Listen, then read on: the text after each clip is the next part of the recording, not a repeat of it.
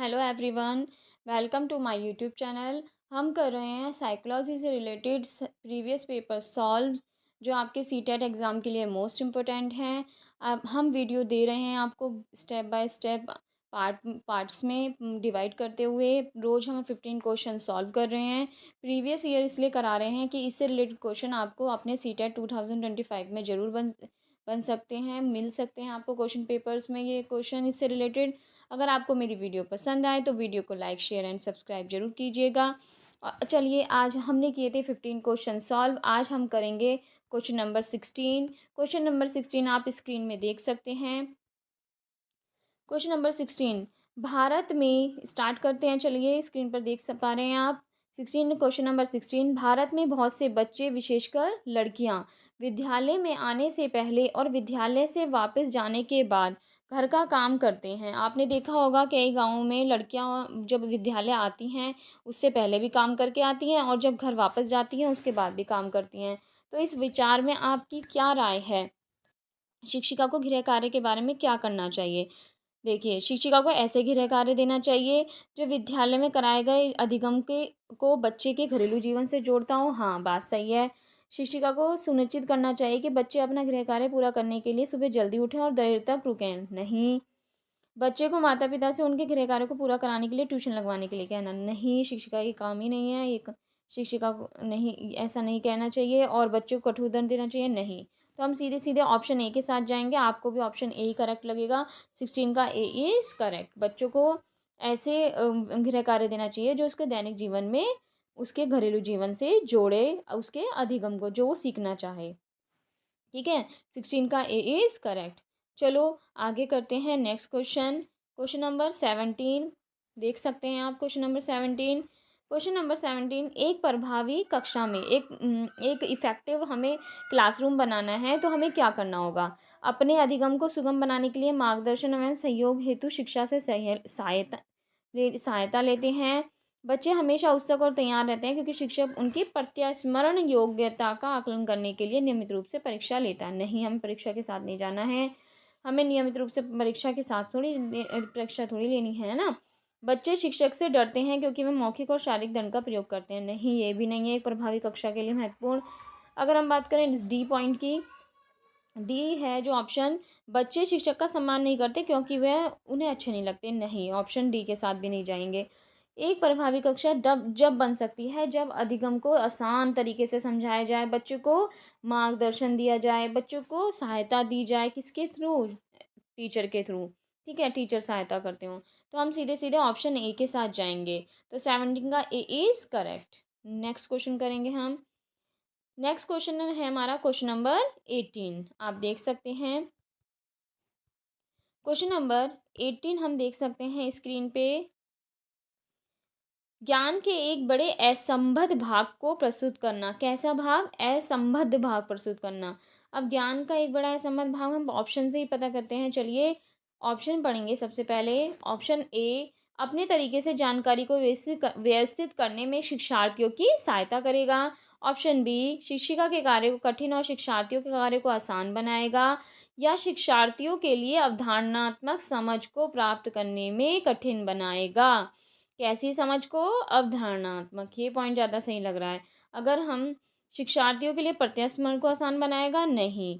अगर हम बच्चे को ज्ञान के एक बड़े असम्मत भाग से जोड़ने की कोशिश करेंगे तो बच्चे के लिए क्या हो जाएगा? है बहुत कठिन हो जाएगा समझना। ठीक है, अवधारणात्मक रूप से समझना कठिन हो जाएगा। तो हम ऑप्शन ए के साथ नहीं जाएंगे। अपने तरीके से जानकारी को विकसित करेंगे और शिक्षार्थियों की सहायता करेंगे। नहीं, ऐसे कठिन और शिक्षार्थियों के लिए कार्य आसान बनाएगा। नहीं। ठीक है, ये भी नहीं। तो हम सी ऑप्शन सी के साथ जाएंगे। 18 का सी इज़ करेक्ट। चलिए, नेक्स्ट क्वेश्चन करते हैं। Question number 19। क्या बच्चा इसलिए भाषा अर्जित करते हैं क्योंकि उनमें आनुवांशिक रूप से ऐसा करने की पूर्व प्रवृत्ति होती है, या उनके माता पिता प्रारंभिक रूप से उन्हें गहन रूप से सिखाते हैं? यह प्रश्न आवश्यक रूप से क्या दर्शाता है? देखिए, बच्चे इसलिए भाषा अर्जित करते हैं कि उन्हें आनुवांशिक रूप से ऐसा करने की पूर्व प्रवृत्ति होती है। ये किस में मुद्दा चल रहा है? क्या ये विकास की सतत प्रक्रिया है या असतत प्रक्रिया है? बी ऑप्शन भाषा के विकास पर संज्ञान का प्रभाव है क्या? सी प्रकृति और पोषण पर बहस चल रही है? और या बहुकारक योग्यता के रूप में विकास पर चर्चा हो रही है। ये विकास पर चर्चा तो हो रही है, लेकिन विकास की किस टॉपिक पे चर्चा हो रही है? आनुवांशिक पे चर्चा हो रही है और प्रकृति से हो रही है ना? प्रकृति की माता-पिता और गहन रूप से जो हम सीखते हैं माता-पिता से। तो हम सीधे-सीधे ये चर्चा हो रही है प्रकृति एवं पोषण पर बहस हो रही है। हम ऑप्शन सी के साथ इसलिए जा रहे हैं क्योंकि आनुवांशिक रूप से, ठीक है? हम प्रकृति और पोषण की बात कर रहे हैं, तो प्रकृति और पोषण में अगर हम बात करें कि बच्चे के विकास में जो होती है प्रकृति की तो महत्वपूर्ण भूमिका होती है, और पोषण की बात करें मतलब का बच्चे का नरिशमेंट, उसमें भी पोषण की भी महत्वपूर्ण भूमिका होती है। मुद्दा यह है कि प्रकृति और पोषण में से पोषण की होती की पर बहस चल रही है। तो बात यह है कि बच्चे के विकास में इन दोनों का ही महत्वपूर्ण रोल है। ये दोनों ही महत्वपूर्ण भूमिका निभाते हैं, प्रकृति भी और पोषण भी। तो हम सीधे सीधे ऑप्शन सी के साथ जाएंगे। 19 का सी इज करेक्ट। क्वेश्चन नंबर 20 आप पढ़ सकते हैं। और अमूर्त क्वेश्चन नंबर 20 देखिए। अमूर्त वैज्ञानिक चिंतन के लिए क्षमता का विकास निम्नलिखित अवस्थाओं में से किसकी एक विशेषता है? किसकी एक विशेषता है? किसकी बात कर रहे हैं? अमूर्त वैज्ञानिक चिंतन। मूर्त संख्यात्मक अवस्था, ये किसने दी है व्यवस्था? ये दी है पियाजे ने, आपने पढ़ा होगा ना। और पियाजे ने कौन सी अवस्था दी है? अमूर्त चिंतन कब शुरू होता है? अमूर्त चिंतन होता है औपचारिक। औपचारिक कब होता है? औपचारिक, है ना, औपचारिक में होता है।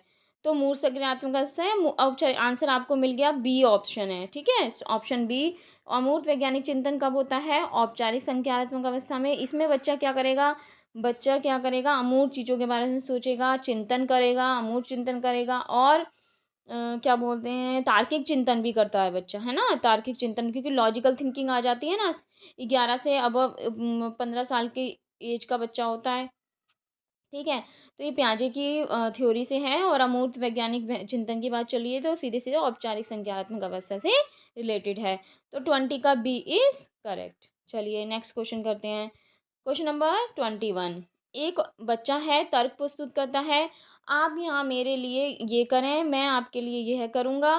तो यह बच्चा कोलरबर्ग की नैतिक तरंगा की किस अवस्था के अंतर्गत आएगा? अब देखिए, आप इसमें ये कह रहा है आप यह मेरे लिए करो और मैं आपके लिए यह करूँगा। तो ये कोलरबर्ग की कौन सी अवस्था है? ये कोलरबर्ग की प्राक्य कौन सी अवस्था है? प्राक्य परंपरागत वाली। और ये बात करें ऑप्शन की, पढ़ते हैं। इसमें ए ऑप्शन अच्छा लड़का अच्छा लड़की अभिमुखीकरण, नहीं, ये नहीं है। सामाजिक अनुबंधन अभिमुख, नहीं, सामाजिक का नहीं है इसमें, ठीक है, क्योंकि समाज के बारे में कुछ बात नहीं हो रही है। सहायता नहीं, सहायता वाली कोई बात नहीं हो रही है। दंड और आज्ञापालन, नहीं, ये भी बात नहीं हो रही है। तो इससे रिलेटेड जो ऑप्शन है अभिमुखीकरण, जो भी अभिमुखीकरण है वो इसमें है ही नहीं, ठीक है। तो इसमें से कौन सा ऑप्शन सही होगा? वो सीटेट में जब एग्ज़ाम आया होगा तो हमारी सीटेट जो हमारी सेंट्रल गवर्नमेंट है उसने सभी को एक एक मार्क्स दिया होगा इसमें, क्योंकि वो ऑप्शन दिया ही नहीं है, ठीक है, क्योंकि ये प्रीवियस पेपर है। नेक्स्ट क्वेश्चन देखते हैं। नेक्स्ट क्वेश्चन है, क्योंकि इसमें कोई भी सही नहीं है ना, तो इसे क्वेश्चन नंबर 22। क्वेश्चन नंबर 22 में ये लिखा है प्रगतिवादी शिक्षा। तो प्रगतिवादी शिक्षा क्या होती है?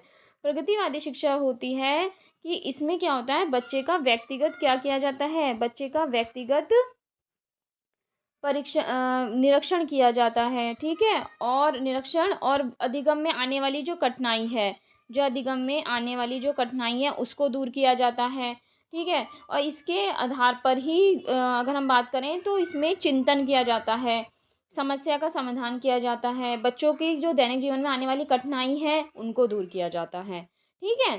तो आप क्वेश्चन पढ़ेंगे हम, प्रगतिवादी शिक्षा में ऑप्शन क्या क्या है। व्यक्तिगत हो गया निरीक्षण, अधिगम हो गया।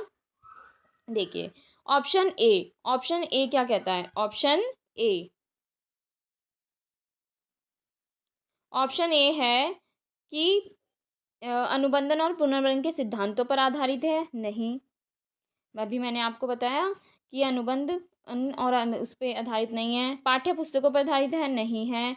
इस मत पर विश्वास करती है कि शिक्षक को अपने उपागमों से दृढ़ रहना है और वर्तमान समय में बिना दंड को प्रयोग किए बच्चे को पढ़ाया नहीं जा सकता, नहीं, बिना दंड के पढ़ाया जा सकता है। डी, ऑप्शन डी के साथ जाएंगे। समस्या समाधान और सॉरी समस्या समाधान और आलोचनात्मक चिंतन पर अधिक बल देती है। हाँ, प्रगतिवादी जो शिक्षा होती है वो बच्चों को एक समस्या समाधान पर जोर देती है और जो उनका आलोचनात्मक चिंतन है उस पर ध्यान देती है। ठीक है, तो 22 का डी इज़ करेक्ट। तो डी ऑप्शन के साथ जाएंगे हम। क्वेश्चन नंबर 23 देख सकते हैं आप। विभिन्न मुद्दों और विमर्शों पर उनके लिए कारण प्रस्तुत करते हुए बच्चों को अपनी व्यक्तिगत राय को व्यक्त करने के लिए प्रोत्साहित करने वाले प्रश्न किसको बढ़ावा देते हैं? देखिए, विभिन्न मुद्दों और विमर्शों हैं, मतलब चिंतन हो रहा है एक तरह से ना, बच्चे को चिंतन हो रहा है तो वो कैसे मुद्दों पे जाएगा। अभिसारी बच्चों का मानकीकृत आकलन, विश्लेषणात्मक और आलोचनात्मक चिंतन, अभिसारी चिंतन या जानकारी का पुनः स्मरण। अभी इससे रिलेटेड हमने क्वेश्चन पीछे किया है, तो हम कौन से ऑप्शन के साथ जाएंगे? सीधे सीधे आलोचनात्मक चिंतन के साथ जाएंगे, ऑप्शन बी के साथ। तो 23 का बी इज करेक्ट। आइए क्वेश्चन नंबर 24। निम्नलिखित में से कौन सा कथन विकास और अधिगम के बीच संबंध को सर्वश्रेष्ठ रूप में जोड़ता है? बात किसकी चल रही है? विकास और अधिगम की। तो विकास और अधिगम एक दूसरे से जुड़े हुए हैं, अंतः संबंधित हैं, ये तो आपको पता ही है। विकास और अधिगम एक दूसरे से अंतः संबंधित है, क्योंकि जब हम दैनिक जीवन में जो भी काम करते हैं वो किससे करते हैं? अनुभव से करते हैं। और जब हम अनुभव करते हैं, काम करते हैं, तो हमारा शारीरिक मानसिक विकास होता है, तो विकास भी हो गया और हमारे अधिगम भी हो गया। तो दोनों एक दूसरे को कोरिलेट कर रहे हैं ना। तो अब देखिए ऑप्शन ए, विकास अधिगम से स्वतंत्र है? नहीं। विकास अधिगम विकास के पीछे रहता है? नहीं। अधिगम और विकास दोनों एक साथ परिभाषित शब्द हैं? नहीं। हम सीधे सीधे किसके साथ जाएंगे? ऑप्शन डी के साथ। ऑप्शन डी में लिखा हुआ है, मैंने आपको भी बताया, अधिगम और विकास एक जटिल तरीके से एक दूसरे से अंतः संबंधित हैं, एक दूसरे से है ना, एक दूसरे से इंटर रिलेटेड हैं। तो हम ऑप्शन डी के साथ जाएंगे। 24 का डी इज करेक्ट। आइए स्क्रीन पर देख सकते हैं क्वेश्चन नंबर आप 25। क्वेश्चन नंबर 25 है, इनमें से कौन सा विकास का एक सिद्धांत नहीं है? ए, विकास संशोधन योग्य होता है। बी, विकास केवल संस्कृति से शामिल और निर्धारित होता है। सी, विकास जीवन पर्यंत होता है। या विकास वांछानुक्रम पर्यावरण दोनों से प्रभावित होता है। इसमें पूछा है कि सिद्धांत कौन सा नहीं है। तो बात की जाए तो विकास वंशानुक्रम वातावरण दोनों से संबंधित होता है, हाँ होता है। विकास जीवन पर्यंत होता है, हाँ। विकास संशोधन योग्य होता है, हाँ। लेकिन विकास केवल संस्कृति से शासित होता है? नहीं। विकास इन तीनों से होता है, लेकिन संस्कृति से केवल नहीं होता। केवल आ गया ना ऑप्शन में, तो ये गलत हो जाएगा। तो हम ऑप्शन बी के साथ जाएंगे कि ये विकास का सिद्धांत नहीं है, सभी से होता है ना। 25 का बी इज करेक्ट। अब आइए क्वेश्चन नंबर 26।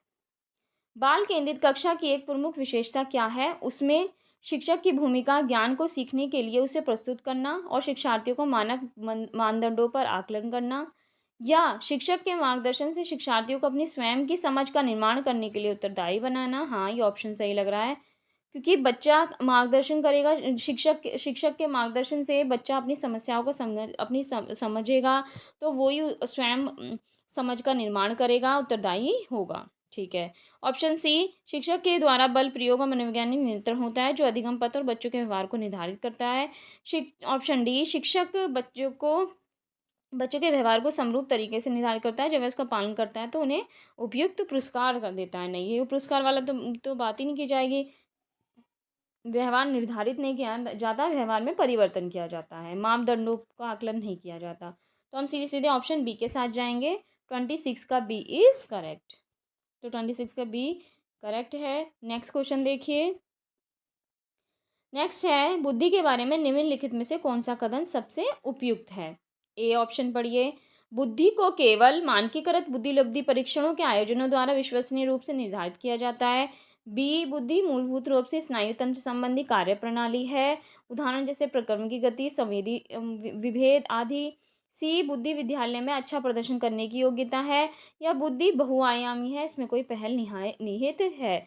हाँ जी, बुद्धि के बारे में पढ़ना है तो बुद्धि तो सबसे पहले बात की जा रही है, केवल की बात आ गई यहाँ, तो ये ऑप्शन गया, केवल मानकीकृत बुद्धिलब्धि गया। ठीक है, ये ऑप्शन कट गया। अब मूलभूत रूप से स्नायु तंत्र संबंधी कार्यप्रणाली, नहीं।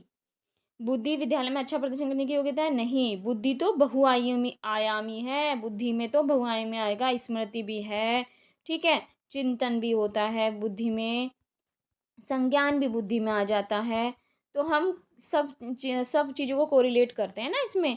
तो बुद्धि कैसी है, बहुआयामी है, इसकी पहल कोई निहित नहीं है। तो हम कह सकते हैं बुद्धि कैसी है, वह जन्मजात शक्ति है जो व्यक्ति की मानसिक योग्यताओं का योग और विभिन्न अंग होती है। सुन लीजिए, बुद्धि जो है वह जन्मजात शक्ति है जो व्यक्ति की मानसिक योग्यताओं का योग और अभिनंग होती है। तो 27 का D is correct. Question number 28 पे देखिए, लिंग जेंडर पक्षपात डैश की ओर संकेत करता है। ऑप्शन ए, अनुवांशिक विभिन्नताएं जो लड़का और लड़कियों में मौजूद हैं। बी, स्त्रियोचित और पुरुषोचित विशेषताओं में सापेक्षिक रूप से स्वयं का बोध।